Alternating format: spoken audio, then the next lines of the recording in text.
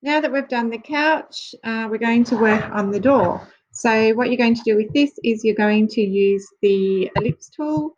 You're going to hold down the Shift key again. So just draw a circle like that. You want to have a white fill later, but at the moment I can't see what's going on in the background. So I'm going to click on the None Fill, and I'm going to move it over here. You can see it's way too big.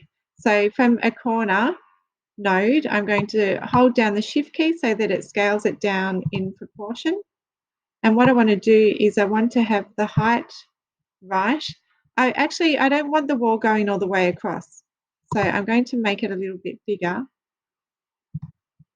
like that.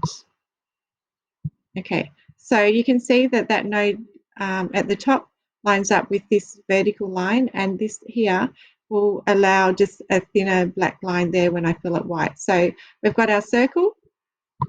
Then we're going to go across to the direct selection tool. So the selection tool will select the whole shape.